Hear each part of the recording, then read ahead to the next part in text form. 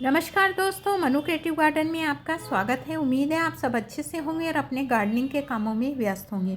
तो दोस्तों, इस वीडियो में बात करेंगे हम पारिजात के पौधे की। इस प्लांट से रिलेटेड जितनी इम्पोर्टेंट इन्फॉर्मेशन है वो सब मैं आपको इस वीडियो में दूंगी, तो वीडियो को आप पूरा देखिए। सबसे पहले बात करते हैं इस पौधे के धार्मिक महत्व की। तो राम मंदिर के भूमि पूजन से पहले प्रधानमंत्री श्री नरेंद्र मोदी ने राम मंदिर के प्रांगण में जिस पौधे को रोपित किया था वो पारिजात का ही पौधा था। और बाराबांकी यूपी में जो कल्प वृक्ष है वो भी पारिजात का ही वृक्ष है।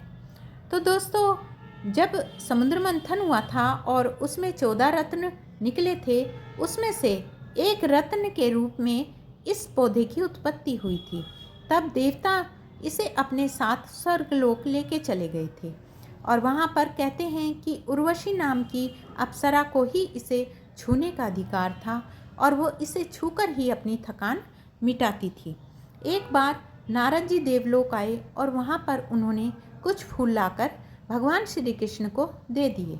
भगवान श्री कृष्ण ने उन फूलों को अपनी पत्नी रुक्मणी को दे दिया। जब इस बात का पता उनकी दूसरी पत्नी सत्यभामा को चला तो सत्यभामा श्री कृष्ण जी से इन फूलों के लिए जिद करने लगी। समझाने पर भी वो नहीं मानी। तब श्री कृष्ण जी सत्यभामा को सबक सिखाने के लिए उस पौधे को लेने इंद्रलोक चले गए। वहाँ जाकर उन्होंने भगवान इंद्र से इस पौधे को मांगा। इंद्र ने ये पौधा देने से इनकार कर दिया। तब जैसे तैसे श्री कृष्ण जी इस पौधे को अपने साथ ले आए और उन्होंने इस पौधे को सत्यभामा की वाटिका में इस प्रकार लगाया कि फूल तो रुक्मणी की वाटिका में जाकर गिरे, लेकिन जो उसका पौधा था वो सत्यभामा की वाटिका में ही लगा। तो इस तरह से सत्यभामा को सबक सिखाने के लिए उन्होंने इस तरह से इस पौधे को लगाया। इस पौधे के फूल रात को खिलते हैं और सुबह होते ही अपने आप नीचे गिर जाते हैं और इसके नीचे गिरे हुए फूल ही भगवान को अर्पित किए जाते हैं। जो अपने आप खुद से नीचे गिरते हैं उन्हीं फूलों को भगवान को अर्पण किया जाता है। इस प्रकार की अनेक रोचक कथाएं इस पौधे के साथ जुड़ी हुई हैं। इस पौधे को घर में लगाना भी बहुत ज़्यादा शुभ माना जाता है। जिस तरह से तुलसी जी को शुभ माना जाता है, उनकी पूजा की जाती है और उनको लगाने से भगवान लक्ष्मी और विष्णु जी की कृपा हमें प्राप्त होती है, उसी तरह से घर में इस पौधे को लगाने से भी हमें भगवान विष्णु जी और लक्ष्मी जी की कृपा प्राप्त होती है। कहते हैं कि समुद्र मंथन के समय लक्ष्मी जी भी इसी पौधे के साथ उत्पन्न हुई थी। तो दोस्तों, इसे लगाने से घर में हर प्रकार का जो वास्तु दोष होता है वो दूर होता है। घर में सकारात्मक ऊर्जा का संचार होता है, नकारात्मक ऊर्जा का दमन होता है। तो इस प्रकार से इस पौधे का बहुत ही ज़्यादा धार्मिक महत्व है। इस पौधे को कहते हैं कि जब ये पौधा बड़ा वृक्ष हो जाता है और इस वृक्ष की छाया में बैठने मात्र से ही हमारी थकान दूर हो जाती है। तो दोस्तों, जितना इस पौधे का धार्मिक महत्व है उतना ही इस पौधे का आयुर्वेद में भी महत्व है। इस पौधे की पत्तियों से, फूलों से अनेक प्रकार का काढ़ा बनाया जाता है जो हमारी अनेक बीमारियों को दूर करता है। कहते हैं कि इसे सूखी खांसी या किसी भी प्रकार की खांसी में अगर इसका काढ़ा बनाकर पी लिया जाए तो उसमें आराम मिलता है। इसकी चाय भी बनाकर या चाय में उबालकर इसकी पत्तियों को पीने से भी हमारे अनेक रोग दूर होते हैं। किसी भी प्रकार का बुखार, मलेरिया, डेंगू, चिकनगुनिया को खत्म करने की क्षमता इस पौधे के पत्तियों को जो काढ़ा होता है उसमें होती है। हाथ पैरों में दर्द, मांसपेशियों में खिंचाव होता है तो इसके पत्तों और फूलों का काढ़ा पीने से उसमें आराम मिलता है। यह हमारे शरीर में रोग प्रतिरोधक क्षमता को बढ़ाती है और हमारे शरीर को मजबूत करती है। पारिजात के फूलों के जो बीज होते हैं वो बालों में टॉनिक का काम करते हैं। वहीं बवासीर की बीमारी में भी ये इसके बीज रामबाण सिद्ध हुए हैं। इसका एक बीज का सेवन करने से हमारे शरीर में अनेक बीमारियों को कम करने की क्षमता होती है। कहते हैं कि इसका काढ़ा पीने से हमारे जो घुटनों में और जोड़ों में पुराने से पुराना दर्द ख़त्म हो जाता है। लेकिन दोस्तों, इसका सेवन आप किसी डॉक्टर से पूछ कर ही करें कितनी मात्रा में करना है और किन को करना है। यानी जिनका ब्लड प्रेशर हाई होता है वो इसका सेवन किसी डॉक्टर से पूछकर या सलाह लेकर ही करें, क्योंकि ये गर्म तासीर वाला होता है और बहुत ही ज़्यादा गर्म इसकी पत्तियाँ होती हैं। तो दोस्तों, इस प्रकार इसका जो मेडिसिनल वैल्यू है वो भी बहुत ज़्यादा होती है। जो इसके फूल होते हैं उनकी डंडियाँ नारंगी रंग की होती हैं, इससे रंग भी बनाया जाता है। अब दोस्तों, मैं आपको एक बहुत ही महत्वपूर्ण बात बताने जा रही हूँ कि बहुत से लोग कहते हैं कि हमारे घर में पारिजात का पौधा टिकता नहीं है या पनपता नहीं है या ख़राब हो जाता है। तो उसके पीछे जो कारण है वो मैं आपको बताऊँगी। सबसे पहले तो आप इसकी मिट्टी को वेल ड्रेन बनाइए। इसकी मिट्टी बिल्कुल भी सख्त नहीं होनी चाहिए, वेल ड्रेन इसकी मिट्टी होनी चाहिए।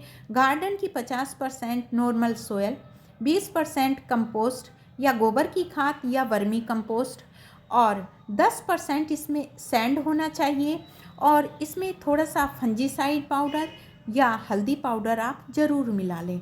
तो इस तरह से इसकी मिट्टी वेल ड्रेन होनी चाहिए और आप इसे 10 इंच, 12 इंच, 14 इंच छोटे से छोटे पॉट में भी आप इसे लगाकर इससे फूल ले सकते हैं। और इसको हमेशा कोशिश करें कि मिट्टी के ही गमले में लगाएं। आप इस पौधे को जितना बड़ा आकार गमले का देंगे इसका साइज उतना ही बड़ा होगा। ये एक वृक्ष का रूप ले लेता है, लेकिन आप इसको छोटे से गमले में लगाकर भी फूल ले सकते हैं। और दोस्तों, इसमें ओवर वाटरिंग बिल्कुल ना करें। मिट्टी के सूख जाने पर ही इसमें पानी दें। जब मिट्टी अच्छे तरह से सूख जाए जब ही आप इसमें वाटरिंग करें। ओवर वाटरिंग से भी ये पौधा ख़राब हो जाता है।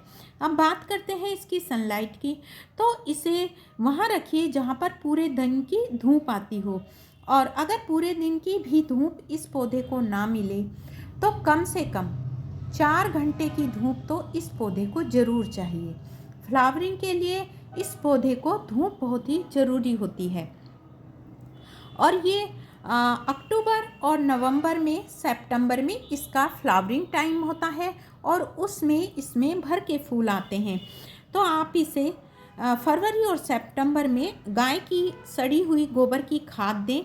खाद ना हो तो इसे आप वर्मी कंपोस्ट भी दे सकते हैं। और उसके बाद अक्टूबर, नवंबर, दिसंबर, यानी अक्टूबर में आप इसे अलग अलग प्रकार की लिक्विड खाद दे सकते हैं, बायो एंजाइम दे सकते हैं, बनाना पील दे सकते हैं, अनियन पील दे सकते हैं, सीवीड वगैरह अनेक प्रकार के फर्टिलाइज़र बदल बदल कर आप इस पौधे को दे सकते हैं, क्योंकि उस टाइम इसका फ्लावरिंग टाइम होता है। और मैं आपको एक ऐसे चमत्कारिक फर्टिलाइज़र के बारे में बताती हूँ कि जिसे देने से ना तो आपका पौधा ख़राब होगा और आपका पौधा नवंबर में यानी सितंबर में इस पर भरकर फ्लावरिंग होंगी, और अक्टूबर में और सितंबर में आप उस फर्टिलाइज़र को दे सकते हैं।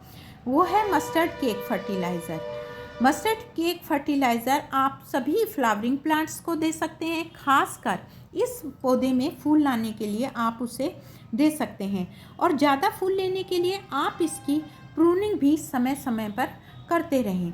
जितनी आप इसकी प्रूनिंग करेंगे उतनी ज़्यादा इसमें ब्रांचेज निकलेंगी, और जितनी ज़्यादा इसमें ब्रांचेज निकलेंगी और उतने ही ज़्यादा इसमें फूल आएंगे। दोस्तों, इस तरह से आप इस पौधे को अपने घर में लगाइए। आप इसे मिट्टी के गमले में लगाइए, छोटे से छोटे पॉट में लगाइए।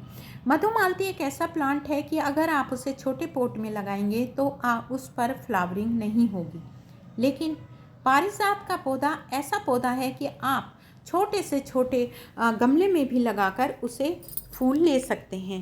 दोस्तों मेरे गार्डन में 2-3 प्लांट मैंने ये पारिजात के लगा रखे हैं और मैंने इनको वेस्ट मटेरियल में ही लगा रखा है, और उसमें आप इनकी ग्रोथ देखिए, कितनी अच्छी इनकी ग्रोथ है और कितने अच्छे इन पर फ्लावरिंग हो रही है।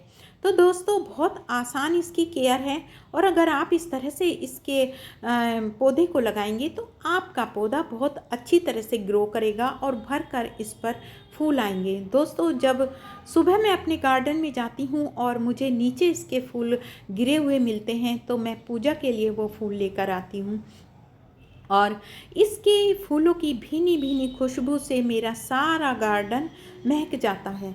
तो दोस्तों इस तरह से आप इस पौधे की केयर कीजिए और अपने घर में इस शुभ पौधे को आप ज़रूर लगाइए।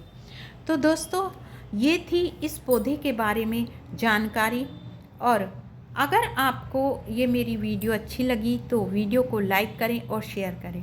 और दोस्तों एक ख़ास बात और जो मैं बताना भूल गई थी वो मैं आपको अब बता रही हूँ कि जहाँ आपने ये पौधा रखा है वहाँ पर आप साफ़ सफाई का विशेष ध्यान रखें, क्योंकि इसके फूल पूजा में अर्पित किए जाते हैं और एक ये शुभ पौधा माना जाता है, इसलिए इसके आसपास गंदगी बिल्कुल ना रहने दें।